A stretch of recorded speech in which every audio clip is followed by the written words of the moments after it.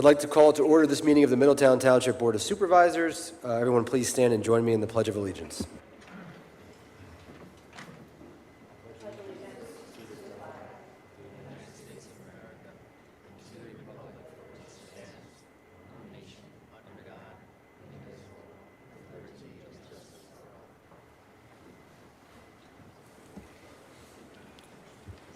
Next, we are fortunate to have joining us again, she's becoming a regular around here, to sing the national anthem, the one and only Dakota Yates.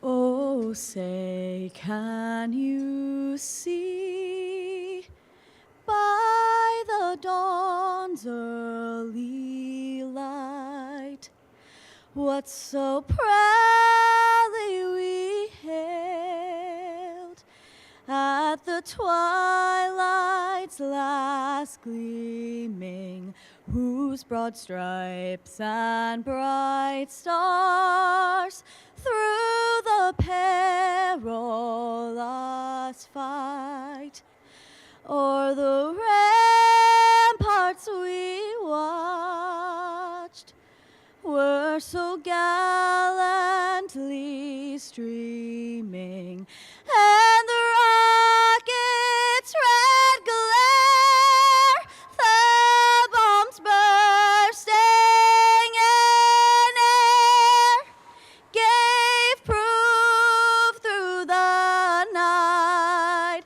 that our flag was still there. Oh, say, does that star-spangled banner yet wave o'er the land of the free and the home of the brave?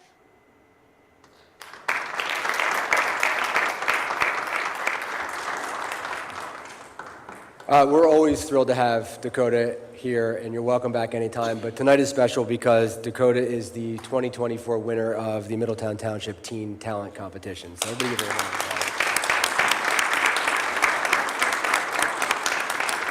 applause. Thanks so much, Dakota. Ms. Corporal, would you please call roll? Mr. Kizak? Here. Ms. Hannah? Here. Ms. Kane? Here. Ms. Payne? Here. Also in attendance tonight is Township Manager Ms. Tully Cools, Township Solicitor Mr. Esposito, Assistant Township Manager Mr. Valla, Township Engineer Mr. Kessler, Chief of Police Joseph Bardarelli, Director of Building and Zoning Jim Ennis, Director of Parks and Rec Paul Copiera, Director of Finance Mega Bandera, Director of Public Works Eric Gardemeyer. Thank you, Ms. Corporal. A few upcoming meetings and events. The next Board of Supervisors meeting is scheduled for Monday, March 11th, 2024 at 7 p.m. And we have a couple of Park and Rec Department seminars coming up. Pre-registration is required for these events. The first is we have Women in Finances. That'll be Tuesday, February 8th, starting at 6:30. And Single-Use Plastic, and that'll be Tuesday, February 20th, starting at 6:30 p.m. Next up, we have special items. The first is swearing in of our new police officer, Officer Roderick Rocher.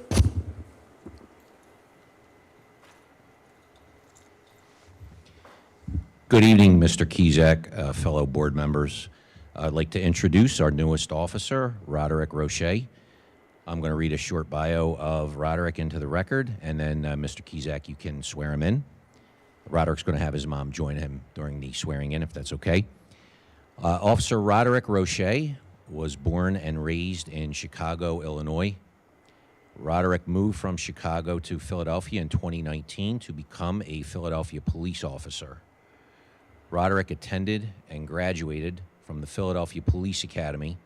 During his short career with Philly PD, he worked in the 22nd and 15th districts, two of the busiest police districts in the city. Roderick is an avid runner, running at least 5 miles almost every day. and competing in several road races annually up to half marathons. Roderick also enjoys traveling to different places throughout the country. Roderick grew up in a bilingual household and speaks and understands Spanish. He has an associate's degree from Wilbur Wright Community College in Chicago. With all that being said, we are happy to have him join us as the newest officer in the Middletown Township Police Department. Ready for your swearing in? Yes. Okay, you can bring your mom up with you. Okay.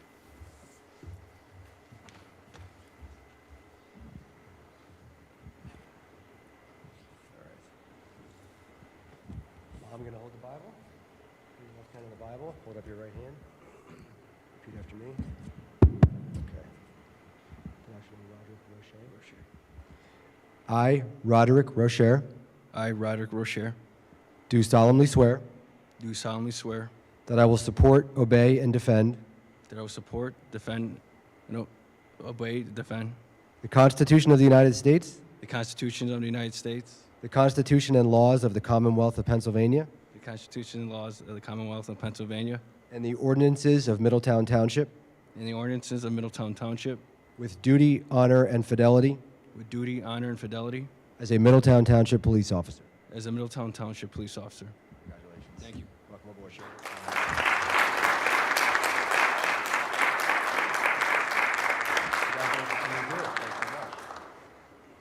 Want to hang out and do a couple pictures real quick? Sure. Okay.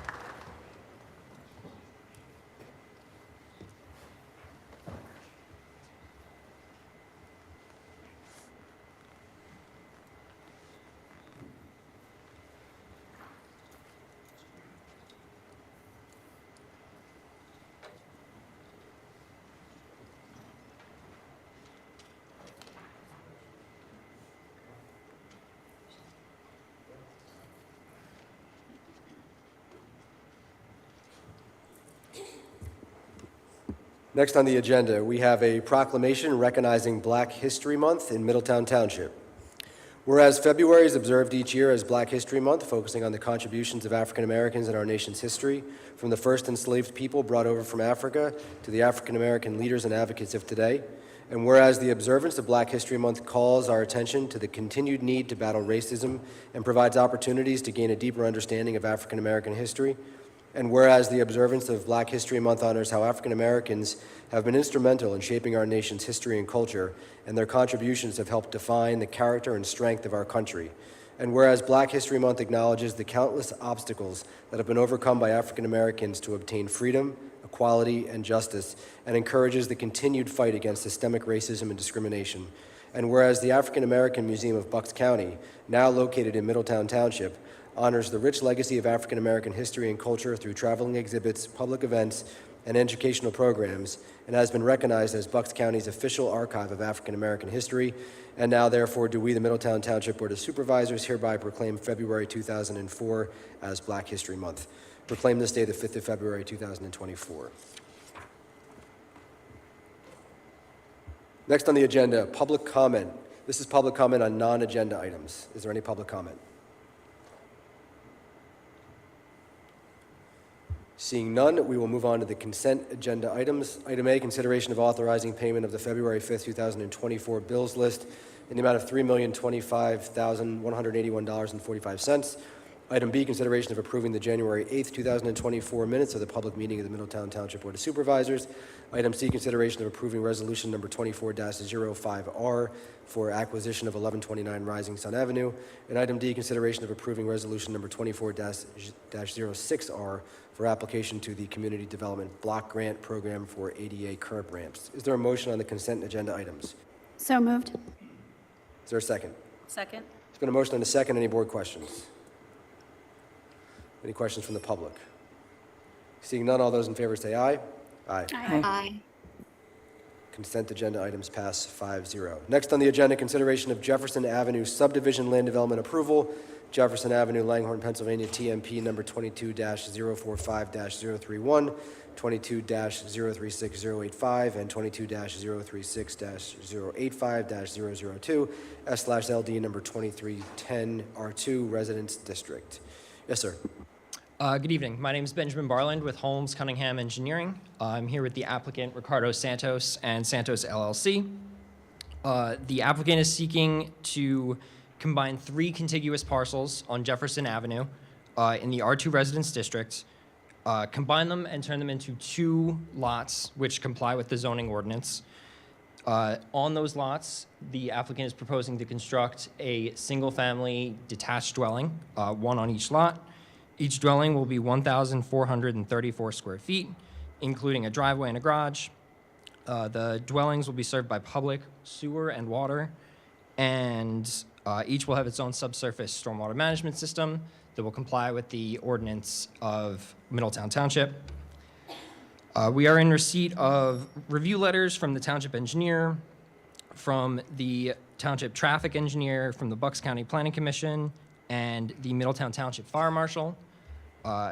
In receipt of those comments, we intend to comply with all of those comments as stated in the letters. We are requesting waivers from section 440-509A and 440-510A, which are waivers from providing curb and sidewalk along the lot frontage. Typically, this is provided for subdivisions and land developments. However, in this area and the neighborhood, there are no sidewalks or curbs along Jefferson Avenue in a significant distance in either direction. If you have any questions, I'm happy to answer them. My understanding is the applicant will contribute a sum comparable to the sidewalk cost. Correct. Any other board members have questions for the applicant? If there are no questions, I can accept a motion. I make a motion to grant lot consolidation, subdivision, and land development plan approval for Jefferson Avenue, SLD number 23-10, with the following conditions. 1, applicant shall comply in full with all requirements of the Middletown Township subdivision and land development ordinance and the Middletown Township zoning ordinance unless relief was granted by a body having jurisdiction. 2, any remaining review comments shall be addressed in full. 3, applicant shall provide a fee in lieu of installing curbs and sidewalks along both sides of the proposed land development. Thank you, Ms. Corporal. Is there a second? I'll second. Been a motion and a second. Any board questions at this time? Any questions from the public? Seeing none, all those in favor say aye. Aye. Opposed? Carries 5-0. Thank you very much. Thank you. Next on the agenda, consideration of authorizing possible settlement of zoning hearing board appeal, ZHB number 23-02, 1700 Woodburn Road.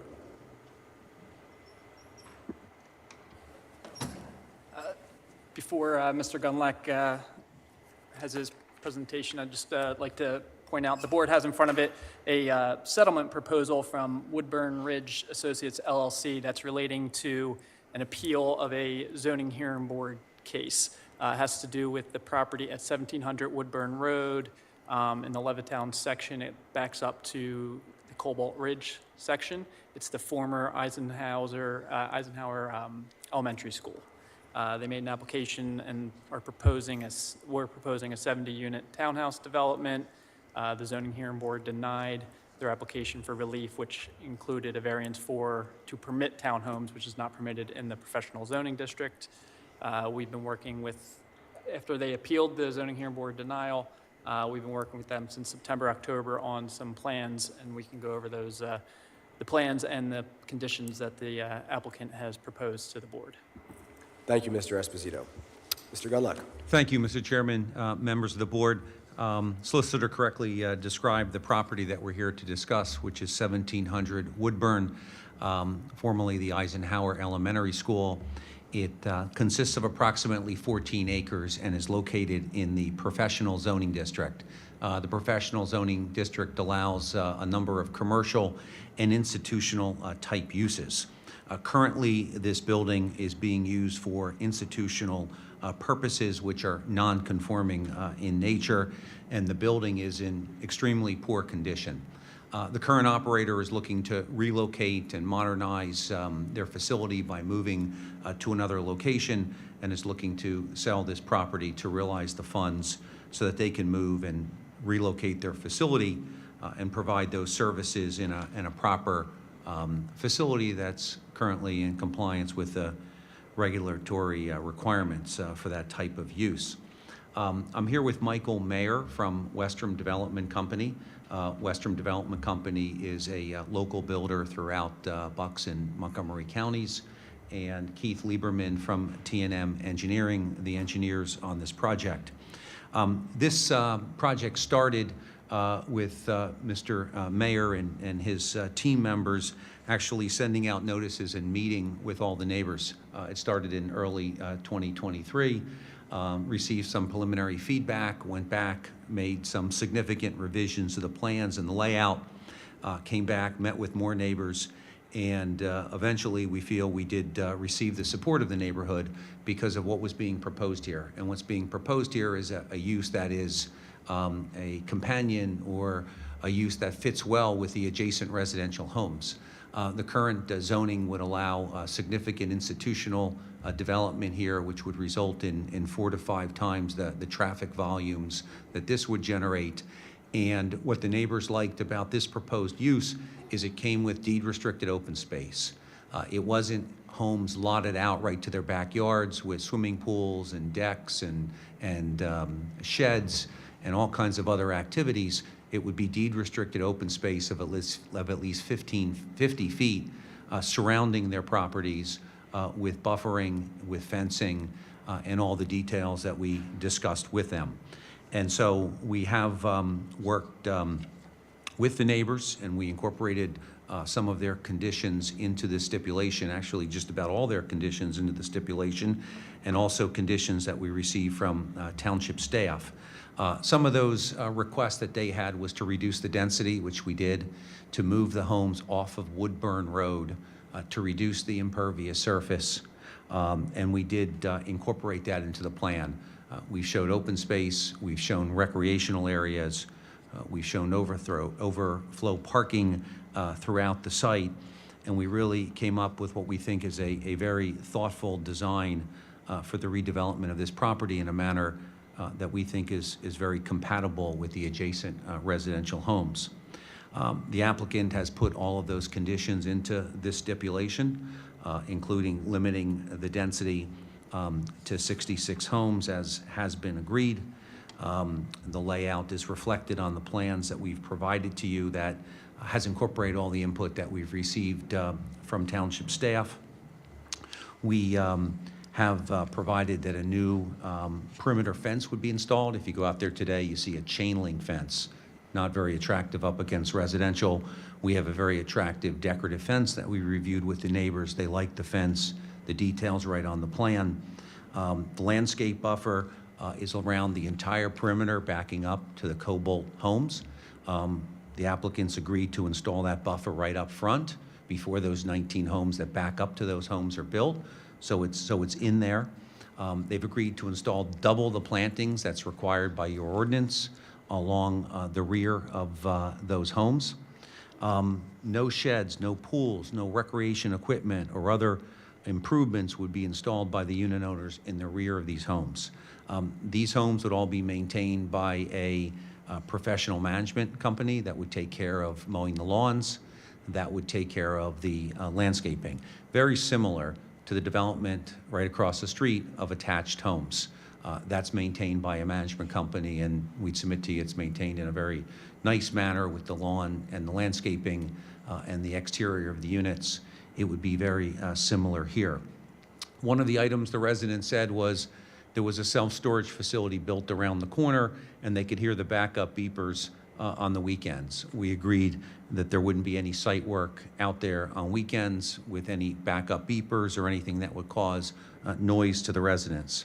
We also agreed that through the community association, trash cans would be stored in garages, that the fence and the landscaping buffer would be maintained, and that there would be one company that would take care of the mowing, one company that would take care of the landscaping, and that would not be completed on Saturdays and Sundays so as not to disturb the adjacent neighbors. That association would also enforce the restrictions in the community. Those restrictions would be reviewed by your township solicitor prior to land development approval in order to approve those. Another comment we heard from the Colbert residents about traffic was they can't make a left into their development safely because there's no designated left turn lane there on Cobalt.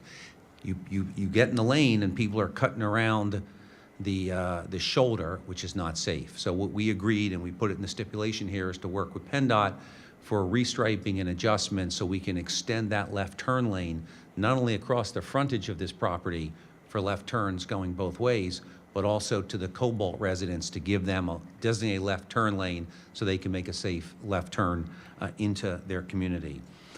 Finally, there was some discussion about providing more housing that's available for residents in the township here.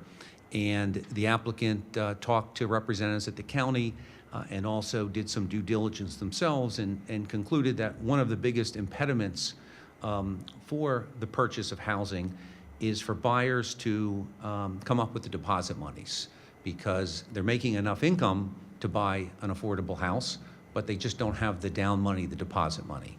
And I think that's a uniform theme throughout organizations that are trying to provide more housing to individuals, whether they're first-time buyers or individuals that are just trying to move and purchase a house here in the township.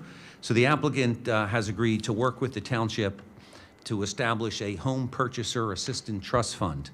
That would be via a qualified nonprofit entity to make second mortgage loans with no interest to qualified residents of Bucks County for all or a portion of their required deposits to purchase homes here in Middletown Township. The applicant would start that fund by working with the township to create the documentation for that fund and to make a contribution of $200,000 to establish that fund. It's the hope of the applicant that that would kick off a good long-term plan here in the township that others would contribute to that would make those funds available. How those funds are given out is going to be probably some discussion you're all going to have as to what agency or organization is best suited to assist with that. Certainly, that's something you can work on over the next this year as we work through this project, and hopefully that fund then will enable others to make contributions. And I would submit to you that if this program moves forward, I think you'll see other municipalities and other county agencies copy it, because it's just a way of finding funds for individuals to buy homes. They're probably not going to buy homes in this project, okay, because these homes are going to sell for $500,000, $600,000. But there's plenty of opportunities to buy good homes in the township, older homes, where they might be $300,000 and you need a deposit of 10% or $30,000. Perfect opportunity to approach this fund, ask to borrow that deposit monies as a second mortgage with no interest so that you can make the purchase and now you can own a home. So that's what we're trying to help facilitate. It's not going to solve all the world's problems, but we're trying to take a first step and come up with a program that people can build upon and look at it, and maybe the county can jump on board and also help to facilitate it. The county does have a first-time home buyer program, but from what I'm told, it's very difficult to work because they're subject to federal HUD requirements, and the income levels have to be so low that the people then can't qualify for it. So they're trying to change that program, but hopefully this is a start so that we can get a dozen or so individuals to purchase a home here in the township. Home ownership is important. Once you own a home, you put your hard work into that home, you make it better, you improve it, and your neighbors do the same, and it hopefully facilitates better communities that we all live in. So we're excited, the Western organization is excited to be a part of this program and to work with the township staff and coming up with the idea and seeing if we can grow it as part of this project as a first step. So that's, Mr. Chairman, members of the board, the summary. We're here to answer any questions about the project and hopefully address any concerns you have to move forward. Well, I want to thank you, Mr. Gunlock, and I want to thank Westrom. I want to thank Mr. Esposito. There was a lot of hard work and effort put into trying to make some significant changes to this plan so that it would be something that the residents would not only be okay with, but actually welcome. And I think we've achieved that to a large degree. I mean, there's some pretty significant changes that have been made, and appreciate all the effort and hard work that everybody's put into it. Specifically, the willingness to put in the designated left turning lane for the residents of Cobalt Ridge, I know is a really, really big deal and something that was very welcome. And as far as we understand it, there's this plan as currently proposed came with a lot of support from the residents, specifically of the Cobalt Ridge neighborhood. So that's always welcome. Do any other board members have questions, comments? Yeah, I just wanted to just take a minute to clarify. You know, this is one of those situations that's difficult for us as a board to come in and you know, settle. But first, I wanted to kind of commend and, you know, appreciate that our zoning hearing board, you know, came in and fought for our zoning. It's there to protect us. But with that said, one of the things that we usually see is higher density. You know, something that's going to be a worse of an impact to the community with that change in zoning. So one of the things that I like about this plan is that it checks a lot of the boxes. More open space than what's currently what's currently in the particular professional zone, correct? Yes. Less impervious. Yes. It has resident support, especially those that are directly adjacent to it. It's less traffic impact, is what I heard, Yes. than what would be zoned for. We're also getting community improvements, so it sounds like there's additional buffering going on, additional aesthetic from a fence that's already there, and the additional turn lane that is extremely needed for Cobalt Ridge residents. So I think it checks a lot of boxes. Especially, thank you for coming in, and I know it's not the exact plan that you went to the zoning. You made a lot of concessions. So again, it helped us check a lot of those boxes. Thank you. We think made it a better plan, actually. It's got a little less density, which developers don't like, but it has reduced the impervious also. The other thing we did, and township staff asked us to make sure that the impervious is down, which we did reduce, but we assumed that every person would put a patio the size of a deck in the back. We don't anticipate that will happen, but in order to prevent people from having to go to the zoning hearing board, we're engineering this as if everybody puts the maximum deck and the maximum patio underneath the deck. And so we've assumed the worst. That way nobody goes back to the zoning hearing board, and it's engineered for it if somebody wants to put the patio on there. But we capped them in the deed restrictions on there as to the size, but we've allotted for it for the future. So I agree with everybody, everything that they have said already, and I want to thank you for looking at the plan and making it definitely a much better plan. And I think that the neighbor support is huge, the improvements that you're making, and we appreciate also the fund. That I think that's really good for our community, and going forward, hopefully we'll have more support with that as well. So thank you. Good. In an effort to not sound as redundant, we'll start with a question. Obviously, you're talking about an HOA that would do trash and stuff. We just had the first snow in a really long time, so I just figured I'd ask. They would also be responsible.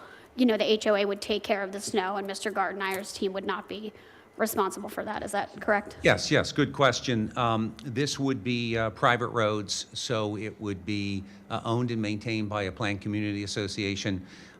Those documents would be prepared as part of land development and reviewed by your solicitor before you granted any land development plans, but they'd be responsible for the roads, the landscaping, the mowing, the detention basins, maintaining the fence, maintaining the buffers. Anything related to the project would be on that association, correct?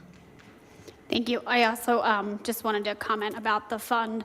That, something that was super important is that we make sure that folks can actually move into homes in our community. So I think this is a really super way to get started, and I'm glad everybody, put their heads together to figure something out. I'm just really grateful that that was something that came out of this whole project, honestly, so thank you. Good. Fair credit. Supervisor Payne deserves a lot of the credit for that particular initiative.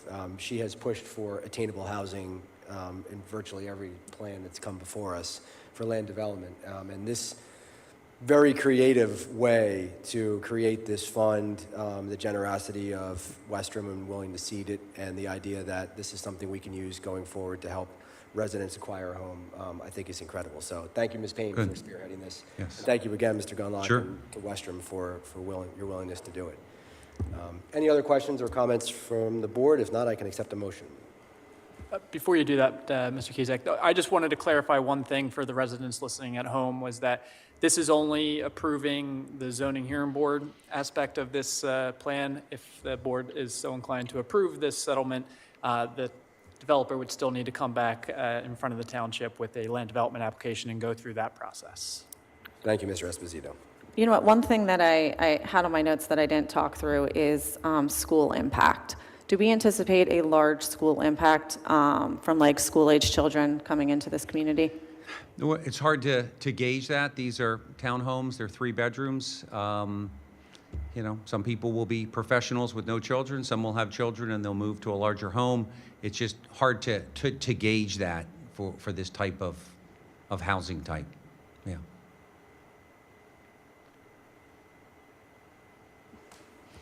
Okay, I can accept a motion.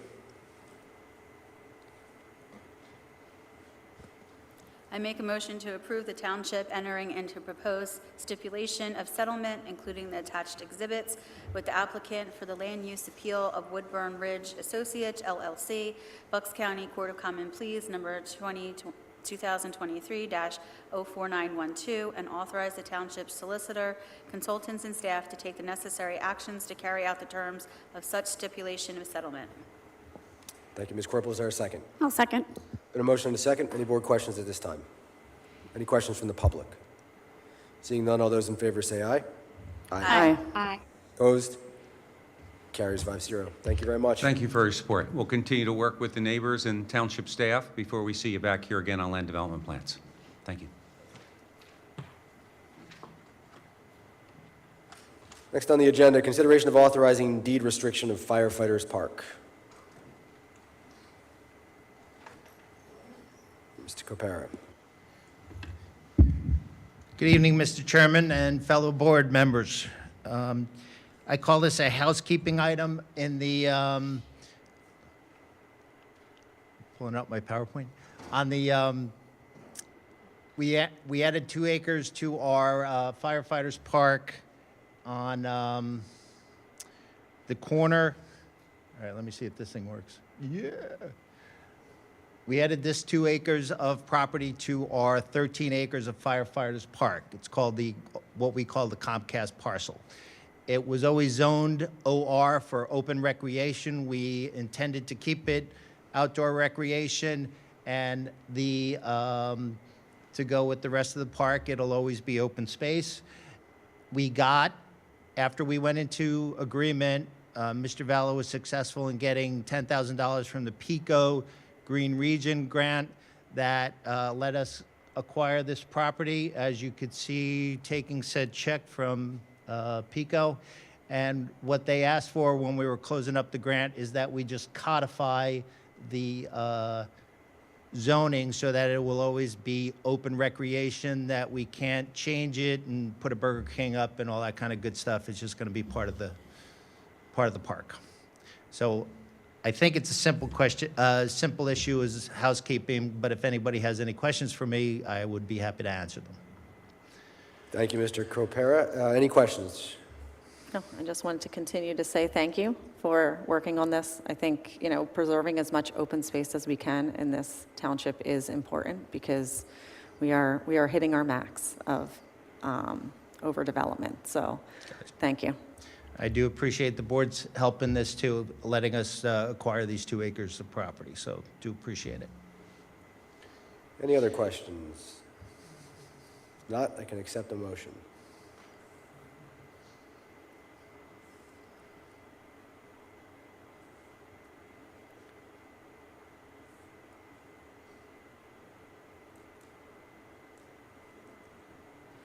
I'll make a motion to authorize the deed restriction of Firefighters Park. Is there a second?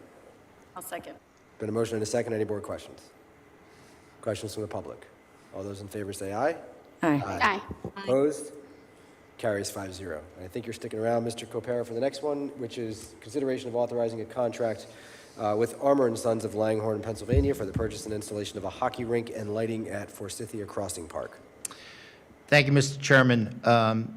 This is consideration to go into contract with Armour and Sons Electric to redo the work at Forsythia Crossing Park.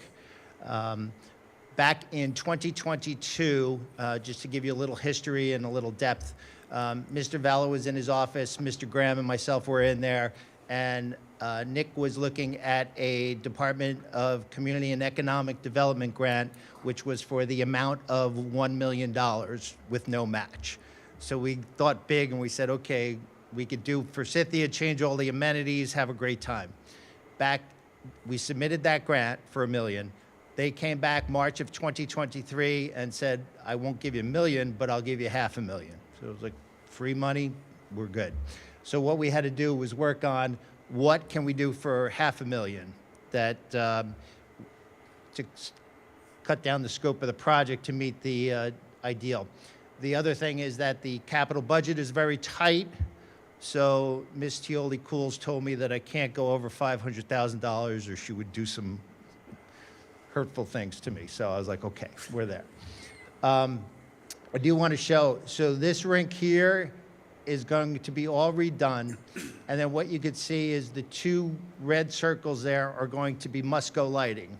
So this rink was put in 2001. The UV lights and everything have broken down the board so that there's a lot of cracks and everything else like that. The chain link fencing is starting to bow and it's very, it's run its life. So what we're going to do with this project is redo the surfacing in the rink, redo all the boards, and put in Musco lighting, okay? The other thing that we can do is while we can't light the entire area, there is a figure 8 walking path on this side. So right now the plan is that Armour will put conduit and junction boxes underground so that at a later time as we have money and availability, we could start lighting that side, the figure 8 walking trail on that side of the park, okay? So the other thing is that that underground wiring gives us some flexibility because that's about a $35,000 project in itself, so that if we encounter any change orders with basically the concrete curbing or the foundations that have to be modified for the Musco lighting, we have that flexibility not to go over $500,000, okay?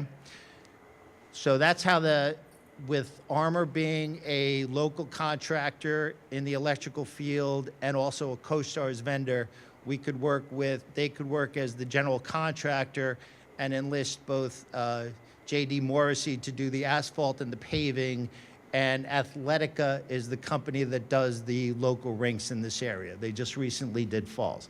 I'm going to go through some pictures right now so you have a better idea of the project. That's a standard Musco light pole. Ours are only going to be, there's going to be 2 that are 50 feet high. This is MAA. They use this rink a lot for their deck hockey and their roller hockey program. So this is some random Sunday morning in September. They also have a spring program. And the kids are across the street playing on the playground while they're watching their brothers and their siblings play hockey. This is when we hosted the Flyer Caravan back on August 8th of last year. The kids had a great time. It was a great community event. I don't know how that got there. Children, young and old, had a great time that day. This is the back. There is a 6 or 7 foot path that runs around and circumnavigates the entire rink. The part of the project is to redo that entire piece. And to the right that you really can't see, there are some tree limbs that are overhanging the rink. After the boards are taken down, part of the bid also includes trimming the limbs that are going to be there to take them away so that they don't drop leaves on the new surface. Part of the change order that I was talking about, we're going to redo the asphalt into the parking lot right there.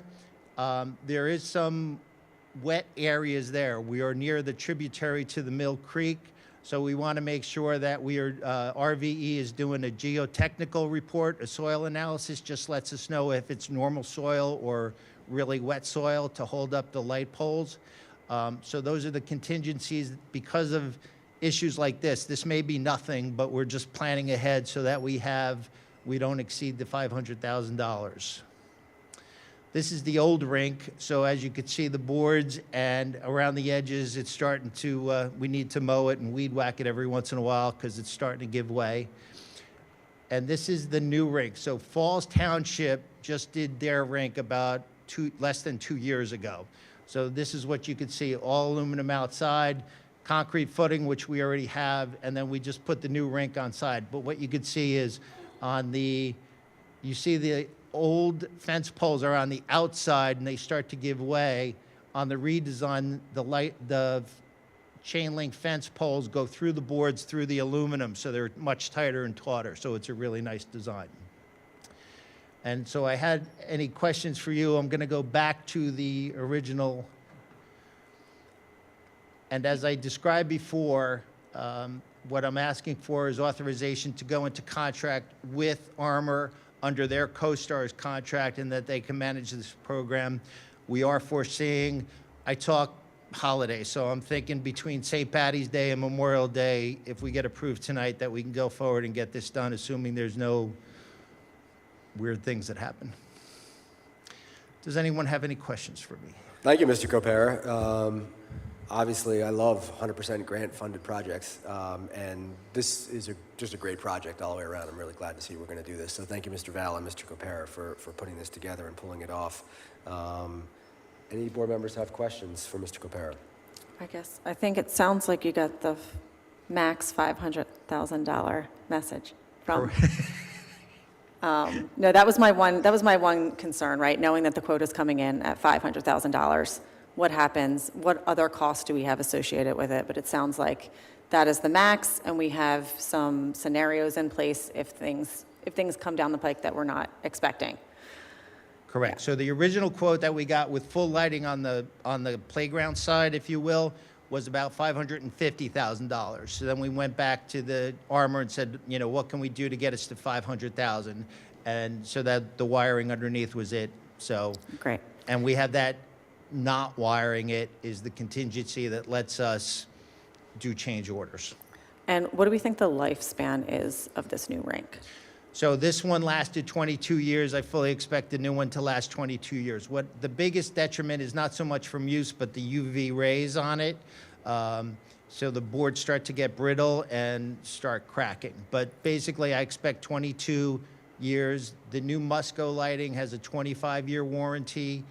These are going to be similar, not identical, but similar to what we have at Twin Oaks Park, and those are working flawlessly. Yeah, and those are LED and cost very little to operate on an annual basis. Correct. I project this to be about $2,500, $200 a year on average to operate. Not a big thing.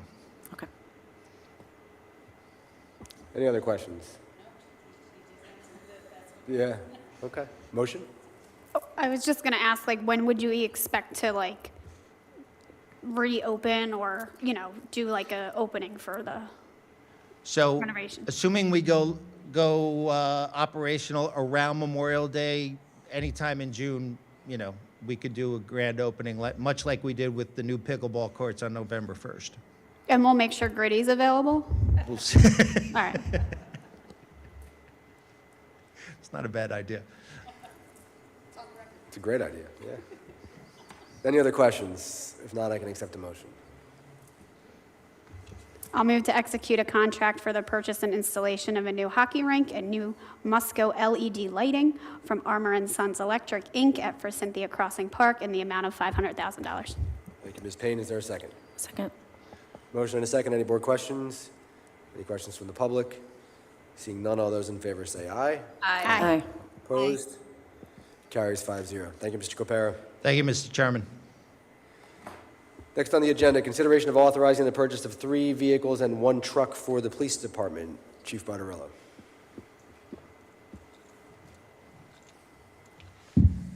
Good evening once again, Mr. Kizak, fellow board members. The Middletown Township Police Department is requesting 4 police vehicles for 2024, as previously requested through our capital presentation back in August. The majority of the purchase cost will be paid by the Redevelopment Authority Casino Grant, with the remaining amount to be funded through the Township's capital fund. The RDA continues to be a huge asset to our police department, having provided close to $2 million in grant funding over the years to help us purchase police vehicles. So I do have a couple comments about police vehicles. I like to try to answer questions, with what I have written down rather than get asked. So I do want to add that the cost of a police vehicle, from the purchase of the vehicle itself to the upfitting and equipment that goes inside of the vehicle, has increased tremendously over the past 10 years. Following the inflation trend the entire country has experienced, police vehicles are no different than any other item. What used to cost $25,000 for a new police charger when I first came here in 2014, it's now $37,000. Upfitting our vehicles has increased by almost $10,000 per vehicle. Add to that the expenses of the in-car computer, dash camera, and radio, and it's why the cost is so much higher today than it was 5 and 10 years ago. In fact, 4 vehicles today, Captain Feeney and I were just talking, we estimate that 4 vehicles today cost what 5 or 6 would have cost 5 to 7 years ago. The other thing is police vehicles don't last as long as they did 10 or 15 or 20 years ago, so we don't get as much life out of them. They need to be replaced much sooner. And that's something to keep in mind as we move forward, because we are a growing department and we are going to need to update our fleet annually. Police vehicles are the single most critical piece of equipment essential to a police department's function. And to put it plainly, it's how we safely get to emergency calls for service fast. So we were able to come well under the projected capital cost this year. I believe our projected capital cost was $325. We did manage to come significantly under that, but because the RDA grant didn't cover the entire cost, we are going to need to supplement it with funding from the capital fund. But if the board has any questions, I would be happy to answer. Thank you, Chief. Any questions? These 3 are replacing, again, knowing this is an overage, over and above what we budgeted for. We're in a really tight year. It means, approving this means we're going to have to take something else off. It's just the reality of what we're up against this year. But these are replacing some pretty old cars, correct? Correct. So we keep our cars a long time. In fact, when I got here, we were keeping our cars too long. Like, we were nailing metal signs, old metal signs, into floorboards that were rusting away. I mean, it's actually a safety issue. Police vehicles have to be a lot more road functional. This is not like a beater car that you use to get to the supermarket, back and forth. They're pursuit rated. They have to be, as operationally efficient as possible. We have an outstanding, lead mechanic and assistant mechanic. We had a phenomenal mechanic. I know that Mike Gonzalez keeps our vehicles in top shape. Ms. Kane, I wouldn't propose this unless we absolutely needed them, right? I mean, I know we're tight this year with capital. I mean, but this is a necessity. If it wasn't, I wouldn't be up here requesting it. Yeah, agree. Thank you. Thank you. Any other questions? If there are no other questions, I can accept a motion. I move to authorize the purchase of 4 police vehicles, the upfitting, decaling, and in-car radios for the total cost of $239,854. Thank you, Ms. Kane. Is there a second? No second. Thank you, Ms. Payne. There's been a motion and a second. Any board questions? Any questions from the public? Seeing none, all those in favor say aye. Aye. Opposed? Carries 5-0. Thank you, Chief. Thank you. And I think you're staying with us for Yep. the next item, which is consideration of authorizing the purchase of a license plate reader LPR system to be placed at 3 township intersections. Correct. So bear with me. I'm going to try to read enough so that I can limit any questions afterwards. I like to try to answer any questions in advance. So our police department is requesting 3 stationary or fixed license plate readers at 3 key busy intersections in the township. This will be in addition to the 2 fixed LPRs already in place. That's at East Lincoln Highway and 95 and Route 413 in the bypass. They have been in place for about a year. Fixed license plate readers are being increasingly used in law enforcement agencies nationwide to assist with locating vehicles in the vicinity of a crime scene or crime in progress, providing photos of vehicles for identification purposes, helping to locate missing and or endangered persons, such as Amber Alerts and Silver Alerts, and assisting with traffic studies of busy roadways, which includes speed and volume studies. It also provides police departments with the ability to information share so that we can help other agencies solve crimes as well. LPRs have access to instant data from local and national databases, including PennDOT records and the National Crime Information Center. As to questions regarding privacy issues, a recent September 2023 Pennsylvania Superior Court ruling stated that, and I'm quoting the ruling itself, the purpose of a license plate attached to a vehicle is to provide information, and such license plate is in plain view when the vehicle is operated on the roadways. Thus, we find there is no reasonable expectation of privacy, and such use of the LPR is not a search. That was an appeal of a case from Bucks County Common Pleas Court to the Superior Court. A license plate read is simply that, a read of a license plate clearly visible to the public through the same databases that will be done during a car stop investigation. There is no long-term storage of data by our individual police department. Everything is stored in a database accessed only by authorized law enforcement personnel and only in the course of official investigations, exactly as stated in our comprehensive current policy in the police department regarding license plate readers. LPRs are an invaluable resource which, when utilized for their intended purpose, do nothing but enhance the safety of a community. These new LPRs will be fully funded through the RDA Casino Grant for the first year. They will be located at East Lincoln Highway and Woodburn. That'll be a 4-camera intersection. Route 413 and New Falls Road will be a 2-camera intersection where we border Bristol Township. New Falls Road and Oxford Valley Road will be a 2-camera intersection. This will include full installation. It will be a 5-year contract term. There will be an annual recurring cost of the same funding. So it's $15,900 each year for 5 years. The RDA has provided us with the funding for year 1. My intention is to go to the RDA for the remaining 4 years. It's not a guarantee that we're going to get the funding from the RDA. What I have seen is that municipalities that have gone to the RDA for continuous funding of projects similar to this, such as Bristol Township with their in-car and body cameras, have gotten the annual funding when they've requested it. The amount of $15,900 annually for 5 years, it's in full. It includes fixing, repairing any issues with the camera, and they're fully warranted. So there will be no hidden cost or no additional cost to the township other than what is budgeted in the document that you have in front of you. If the board has any questions, I'm happy to answer.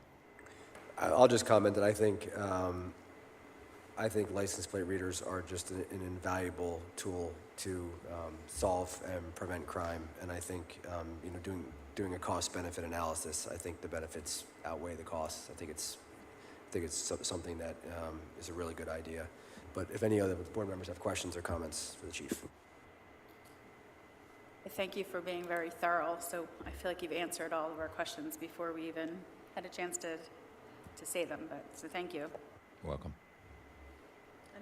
This is a 5-year contract that we're signing up for, right? Correct. Okay, so we're gonna, we're attaching funding for the next, we're basically signing up to spend We are on the hook for 16,000. 5 years. Yeah. Yes, we Okay. are. Yes. Other questions? If not, I can accept a motion. I move to authorize the purchase of Plate Logic license plate reader system to be installed at East Lincoln Highway and Woodburn Road, and New Falls Road and 413, and New Falls Road and Oxer Valley Road. Thank you, Ms. Payne. Is there a second? I'll second. Been a motion and a second. Any board questions? Any questions from the public? Seeing none, all those in favor say aye. Aye. Aye. Aye. Opposed? Carries 5-0. Thank you, Chief. Thank you. Next on the agenda, consideration of authorizing the purchase of one dump truck for the Department of Public Works. Mr. Gartenmeyer. Good evening, board members. Once again, looking at our fleet, we put in for RDA grant, and we received the RDA grant. So this is one vehicle that will be purchased out of RDA. We are replacing a 2009 F-550 dump truck. With this truck, actually, we looked at a 24. However, I found a 23 model, which was left over. It's brand new. So it saved a little bit of money on our end. It's the same truck I would order, actually, just a 23, so we saved some money there. Like I said, this will be paid for from RDA grant. We did have funding from RDA. They were very generous this year, once again. And like Joe said, Chief Borderillo, that the price of things are going up.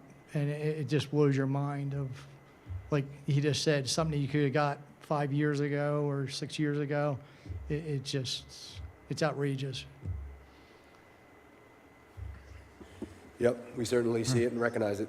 And glad to hear that this will be fully covered by the RDA grant. Any questions for Mr. Gartenmeyer? Yeah, so this is one of the vehicles, right? I think we had a Correct. couple of vehicles. Yes, there's another dump truck and another pickup truck also. Okay.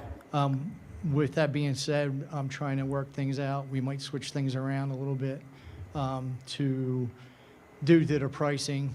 Even when we budget it, the pricing has gone up since then with the numbers that we budgeted. Going back and getting re-quotes because they're only good for 30 days. We may have to shift gears a little bit, and I'm looking at that now to try to keep it within the RDA. We do have the road machinery fund, which I have to take from, so it will not go into the capital budget. Right. Everything will be out of either RDA or the road machinery fund. Yeah, sounds good. Thanks. Other questions? If not, I can accept a motion. I move to authorize the purchase of one 2023 F600 4x4 SD regular cab from Chapman Ford of Horsham, PA, in the amount of $68,090.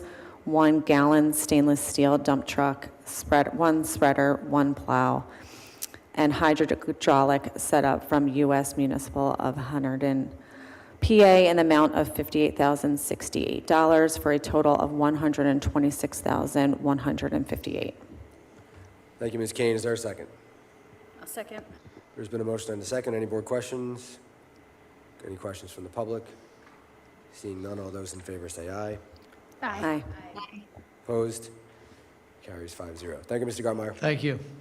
Next on the agenda, we have discussion of the 2024 road program bids, which includes item A, consideration of authorizing advertisement of the 2024 road program bid, and item B, consideration of authorizing advertisement of the South Flowers Mill Road Drainage Project. Mr. Kessler? Thank you, Chairman Kichak, fellow board members. Before you tonight is a request to move to bidding for this year's road program. As mentioned, it's split into two parts this year, with the intent that the drainage project on South Flowers Mill Road would be able to move forward, be completed before the paving would be done in the summertime, when we usually do it between when the school year ends and when it begins again. South Flowers Mill Road is also one of the roads to be repaved this year. So we are intending to have that go out as two separate contracts. Both combined would be in the line item in the budget that's the road program for 2024. So I have two separate motions for your consideration tonight. The first is the road program, which is the focused contract on the milling and repaving of roads in the township. The roads for this year's program, as shown on the pictures here, will be Robinwood Drive, Robinwood Circle, and Wood Court off of West Richardson Ave there. We also have Franklin Road and Country Lane up just off the bypass. And as mentioned, South Flowers Mill Road. The bid package is about complete this time. It is intended to utilize PennDOT liquid fuels funds for the repaving work for this year. The total mileage for the repaving is just shy of 1.5 miles. And we look to have the bids go out for the repaving, aiming for the March meeting if we can, if not April meeting at the latest for recommendation of an award once the bids are received. And like I said, the timeline would be to set up the contracts for that work to be done just after the school year ends in June. So with that, I'd be happy to answer any questions about the roads we're looking to repave this year. But our first request would be a motion to move forward with the advertisement for the milling and paving. Thank you, Mr. Kessler. Any questions from the board? Just as like a reminder to the community, how do we assess which roads will be covered under the road program and when? That's a good question. It's kind of a few factors. There's pieced together historical when the roads have been repaved in the past. There's roads that just take a harder hit with more traffic and you know, if they have a tough time through a couple winters and things like that. South Flowers Mill Road obviously is a more heavily traveled road with truck traffic and things like that, so it wears down more quickly than a neighborhood road that might last, you know, quite a few years more. We are working this year as well with the Department of Public Works and staff to take all that information, make it to be more of a useful tool with some mapping that kind of identifies almost like in 5-year blocks how old the roads are getting around the township. And that'll just increase going forward our ability to plan it out maybe a little further into the future as well, so we can see where we're going next. Great. Other questions? If not, I can accept a motion. I'll make a motion to authorize the advertisement to solicit bids for the township's 2024 road program. Thank you, Ms. Payne. Is there a second? I'll second. There's been a motion and a second. Any board questions? Any questions from the public? Seeing none, all those in favor say aye. Aye. Okay. Aye. Opposed? Carries 5-0. Thank you, Mr. Kessler. Thank you. As mentioned, the second part of the road program this year would be this separate contract, the South Flowers Mill Road Drainage Project. Currently, a segment of South Flowers Mill Road has water that pretty much drains onto the road side area, makes its way down to the creek that you may drive over and not even notice, but there is a culvert there. What happens is that water just has really eaten away at the roadside there, causes issues in the colder temperatures in the winter as well. This was a project that we looked to try to have included in last year's road program, but a few factors had us take it out of that and move it into this year. If you're familiar with where the Eastern Warehouse distributors are, that's pretty much where the start is for this project. There's a drain there now, and as I mentioned, it just kind of flows out onto the road. This would allow us to put in some new storm pipes and drains to take that water underneath the surface all the way down to the culvert. So it eliminates that erosion and the water coming out into the roadway there. It would improve really the safety along the shoulder there and also off the road in that grass area. Total length is about 340 feet of work. It would be done as much as it could kind of off the road, but it would involve some traffic control to get that pipe in underneath the roadway surface there. As mentioned, it's considered part of the road program as a whole. The cost estimate for this contract, we feel with current industry prices, should be about $145,000. The cost estimate for all the roadways that we just looked at is estimated at about $697,000. So if you put those together, you come to about $842,000. In the budget this year, it has $900,000 budgeted for the road program. So we left a little bit of elbow room there as mentioned a few times tonight, prices are a little tricky to predict year to year. So we feel like we're on target to get all this work proposed done this year. Thank you. Any questions, I'd be happy to answer. When would you be looking at, say, doing this work? And how long would it take? This work, the intent is for this to be started and completed before the roads would be paved in the summer. So with requesting both of these contracts to go out to bid as separate ones this evening, we would look to have the drainage project here most likely advertised within the next week and a half to start that process to bring back before the board to award so they can do that before, I would say the goal is before, May to have it all done. So if that timeline works, the construction duration would probably be maybe a month or two. And then they'll be out of there and out of the way before the paving work would come around in the summertime. Be closed during that time, the whole, or just? No, not completely closed. There'll be times when they'll have to put the pipe in Right. under the road. Traffic control probably to go around that to a portion, and that's something we'll definitely coordinate with the contractor for times a day that they would look to close down part of the road, as well as how much they could shift the lanes of traffic as compared to having one lane go in each direction, understanding that road is not an option to close for any significant part of the day. Thank you. That was included in the motion to approve the road program, so we don't need another motion, right? That's already been, Well, this would be a separate contract to bid out. Yep. okay. So another motion I'll requested make for a this one. motion to authorize the advertisement to solicit bids for the South Flowers Mill Road Drainage Project. Thank you, Ms. Payne. Is there a second? Second. Motion and a second. Any board questions? Any questions from the public? Seeing none, all those in favor say aye. Aye. Aye. Opposed? Carries 5-0. Thank you, Mr. Kessler. Thank you.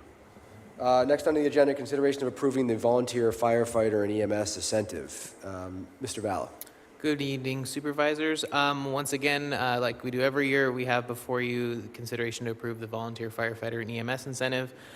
We are blessed in Middletown Township to have 5 volunteer emergency response agencies, 4 fire companies, Langhorne Middletown, Parkland, Pendel, and William Penn, as well as the Pendel Middletown Emergency Squad.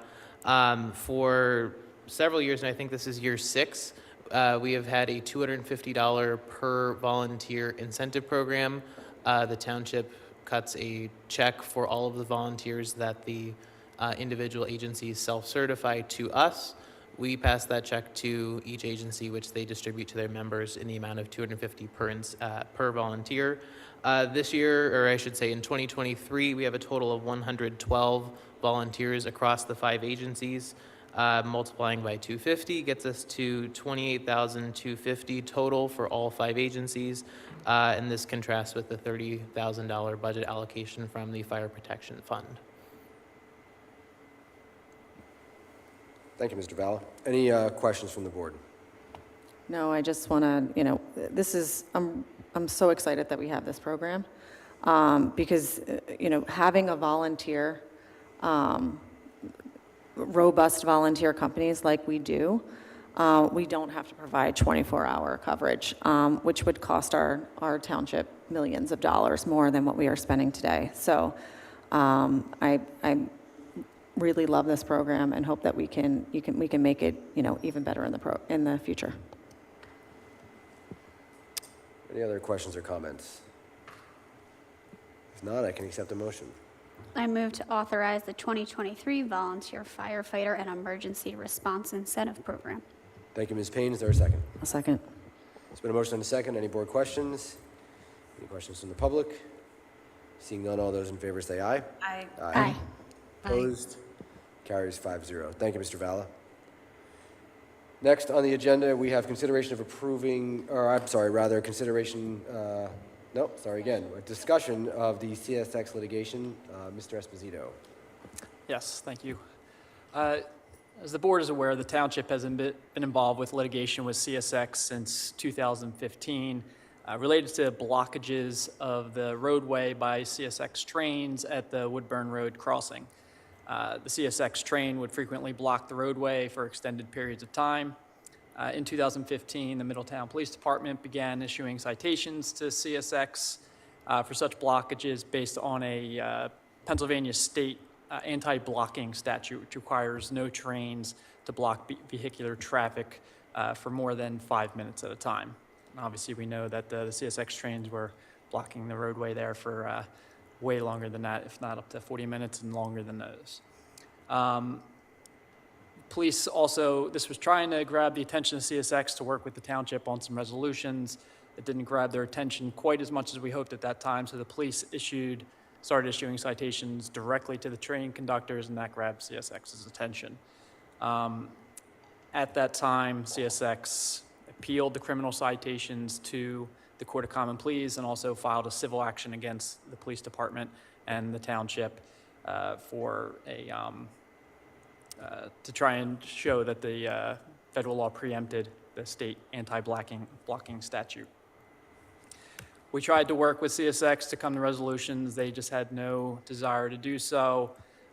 It's been held up in the courts for quite some time due to discovery disputes, and the pandemic actually delayed it even further. But it has been moving forward recently. Unfortunately, there are 2 recent cases that came to light that do not help our cause.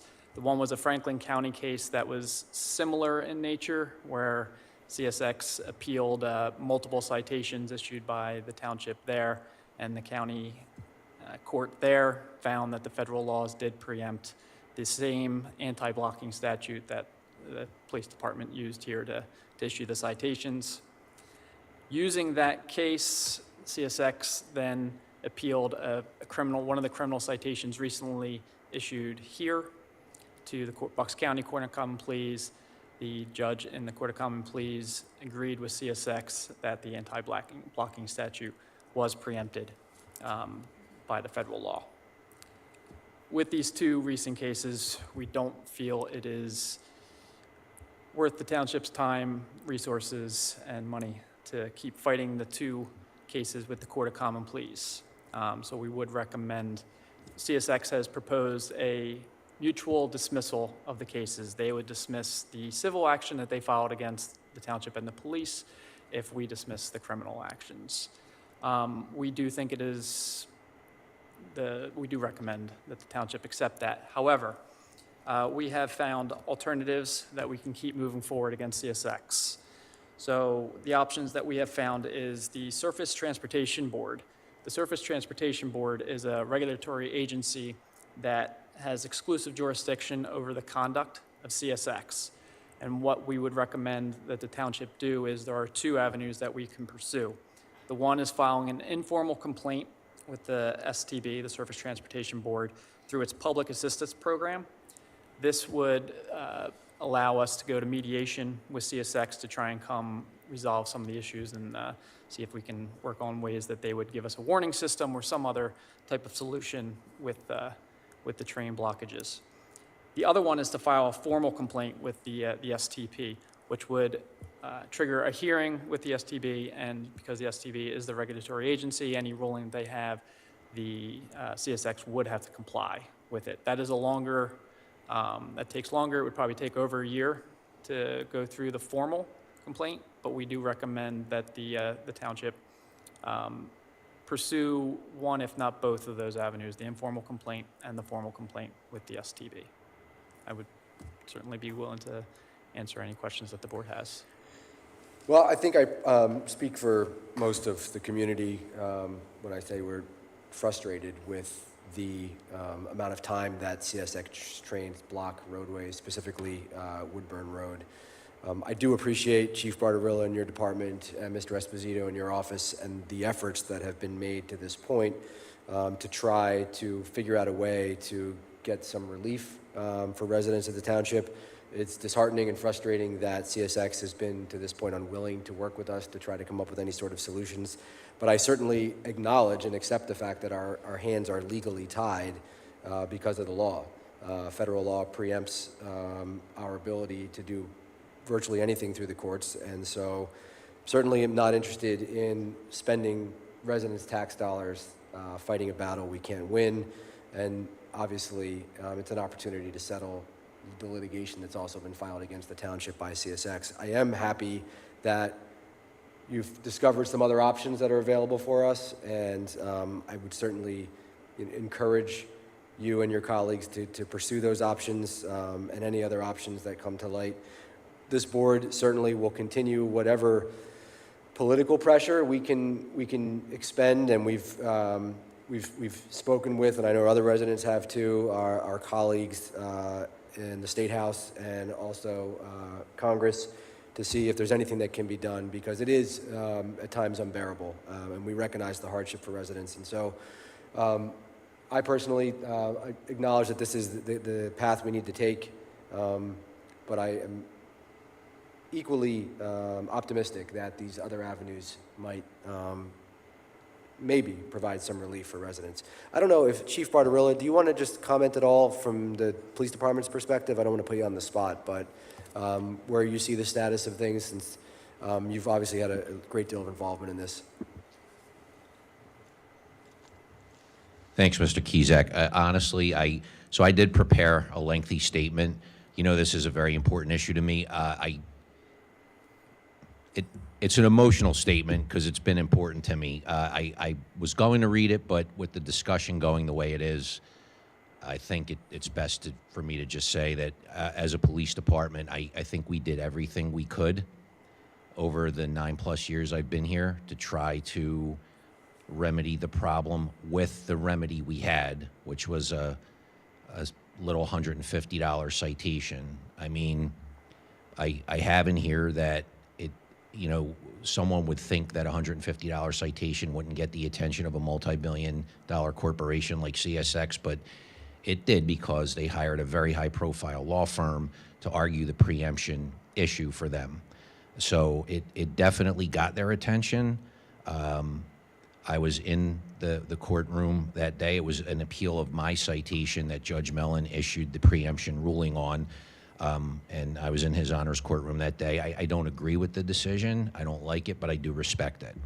Much the same way that I would say, I don't want to let CSX off the hook, but at the same time, I will respect and agree with whatever decision the board makes going forward. I feel like to all the ambulances with critical patients, the school buses that I help make U-turns, with young kids that were stuck for an hour at the crossing, the fire departments, the people going to their doctor's appointments that couldn't get through, the residents of that neighborhood that I visited with many times and had to deal with it. I just want to let them know that, when they call, I know when they called us and they called me, we always responded and did everything we could to try to remedy the problem. I wish there was more we could do going forward. So that's all I really have to say, unless you have any questions for me. Well, I can absolutely vouch for the fact, and I hope the residents of this township understand that this police department has literally done every single possible thing it could do to try to counter the situation. And you touched on something, Chief, which is one of the things that I think resonates so strongly with all of us, is it's the public safety issue. It's emergency vehicles not being able to get through. It is not for lack of effort. It is not for lack of trying. We recognize that you have really done every single thing you could do to try to fix the situation. I don't know that these other avenues will get us where we want to be, but at least we're going to continue trying, continue fighting, and we'll see where they lead us. So thank you, Chief. I appreciate that. Thank you. Any other board members have questions for Mr. Esposito or the Chief? I think we need a motion to, there's a motion to approve the dismissal agreement between the township, the police department, and CSX. Okay.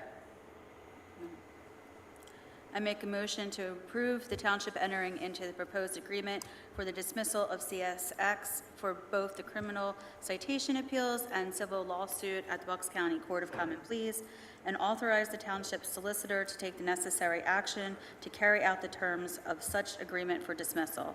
Further, we authorize the township solicitor to take actions with the Surface Transportation Board against CXX. That's hard to say. Thank you, Ms. Corporal. Is there a second? I'll second. There's been a motion and a second. Any board questions at this time? Any questions from the public? Seeing none, all those in favor say aye. Aye. Opposed? Carries 5-0. And that brings us to other business. So I'll start with Mr. Kessler. Thank you. We do have some plans for signature this evening when we conclude. Other than that, nothing to add. Thank you. Mr. Valla. Good evening. I am pleased to share with the board and the community that the township is new recipient of a PennDOT Arley grant in the amount of $229,000. This grant program is funded by the red light enforcement cameras in Philadelphia, Montgomery, and now there's some up in Bucks County, up in the Warrington area. This is a $229,000 grant to install modern pedestrian equipment, specifically accessible pedestrian signal buttons. So those are the push button crossings that you will actually talk to you. So they're very beneficial for those who are visually impaired. There's a total of 8 intersections along both the Woodburn corridor and the New Falls Road corridor. And so that'll be getting underway probably late this year and probably spilling over into 2025. So I just wanted to thank PennDOT as well as our state representative, state senator, for their support on getting this grant. Thank you. And thank you to you, Mr. Valla, for your efforts in procuring this grant. That's fantastic news. Mr. Esposito. I just wanted to announce that the board did hold an executive session prior to tonight's meeting to discuss litigation and personnel matters. Thank you. Ms. Dealey-Cools. I would just like to briefly recognize the efforts of our police department over the last week. They have done us very proud, diligent, hard work, long hours, led by Chief Barbarella and Captain Feeney. So to the officers and to the members of the civilian staff who supported them, thank you. Thank you. Ms. Corporal. Nothing further, thank you. Ms. Kane. Nothing further. Ms. Hannah. No, nothing further. Ms. Payne. I just kind of want to echo what Ms. Tealy-Cool said and thank the, first responders who had to respond to that horrific accident that happened last week. Last week was a rough week for our community, and I just want folks to know that we support you and we care about you, and we're going to do everything we can to help, get the community through this really rough time. My heart goes out to everyone involved. Thank you. Yeah, I mean, obviously we had a horrific incident in our township, and obviously we all now know that the suspect was brought into custody literally within hours, and I just want to recognize the incredible work of our police department.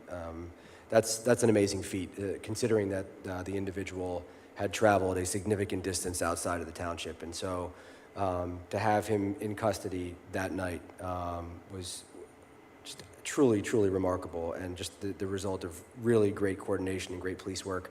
I also want to just commend our police department for controlling the scene and dealing with what had been an around-the-clock news cycle, local news, national news, and just dealing with everything that comes along with having that much attention thrown at you unexpectedly.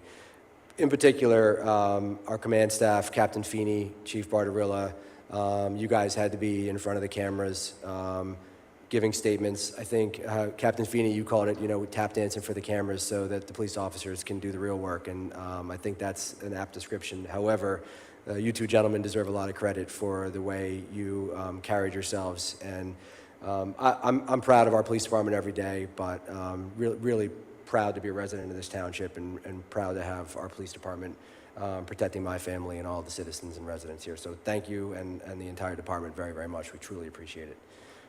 That is all I have. So if nothing else, I'll accept a motion to adjourn. So moved. Second? Second. We're adjourned. Thank you.